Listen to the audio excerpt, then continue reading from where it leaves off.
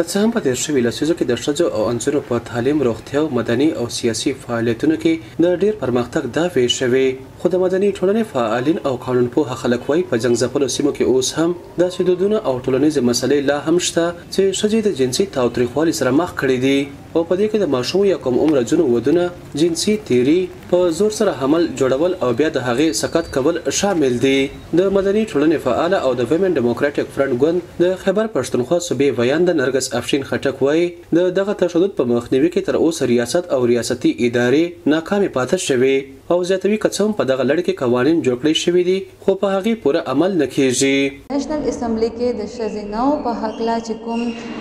وومن پروټیکشن بل پاس شوی و، نو په هغې باندې هم تر اوسه راسې کوم خاص عمل نه دی شوی. په دې شي کې زمونږ پولیس، زمونږ جوډیشري، زمونږ ګورنمنټ یا چې کوم زمونږ هیومن رایټس کمیشنز جوړ کړل شوي دي یا د وومن رایټس په هکله چې کوم ارګنایزیشنز دي، نو دا په دې کې تر اوسه راسې ناکام پاتې دي.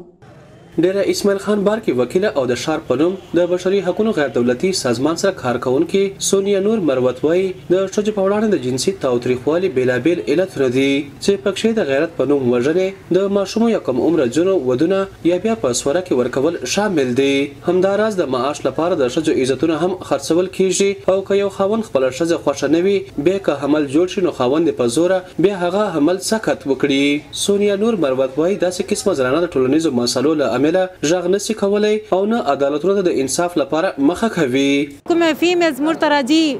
هغه ول کیس خو موږ واخلو، خو ډېرې فیمیلز داسې چې کومه موږ نه اپروچ ورته کوی سو نه هغه په زور باندې راوستوی سو چې تاسو راسو، تاسو سره دا ظلم سره ده، تاسو سره دا زیاتي سره ده، تاسو کورټ ته راسو، تاسو والا دا چې کوم مسلې دي دا به موږ حل کوو. اکثر فیمیل راځي نه دلته، ډار نه راځي، کور والا نه پرېږدوي،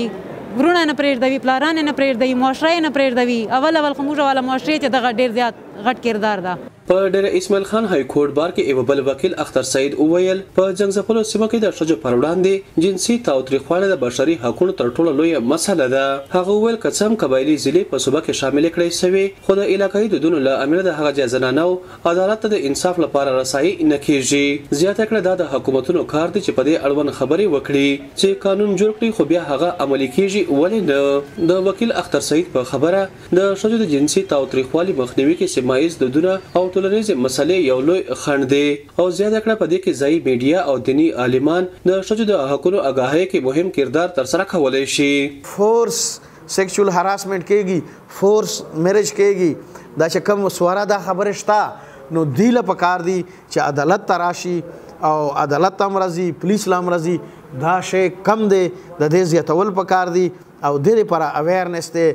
د یادونې ده چې د ملګرو ملتونو د وروستي کال راپور تر مخه په دریو ښځو کې یوه زنانه په خپل ژوند کې خامخا له فزیکي یا جنسي تشدد سره مخ شوې، خو پاکستان کې او خصوصا په جنګ ځپلو سیمو کې دا شمیره ډیره زیاته ښودل کیږي. دا دې هم یادوي چې تیر کال په شمالي وزیرستان کې د خیسور پیښه رامنځته شوې وه چې پکښې وړوکې حیات مور دا رقم تورونه په امنیتي سرتیرو پورې کړي وو، خو تر هغې وروسته په سوشل میډیا داسې عکسونه او ویډیو لیدل شوي چې په سیمه کې د امنیتي سرتیرو مشر د هغوی کور ته ننواتې کړي او دغه مسله عدالت ته نو وړاندې کړی شوی او تر هغې وړاندې په علاقایي دودونو ختم کړی شوی ده. عدنان بیټنای، VOA ډیوا.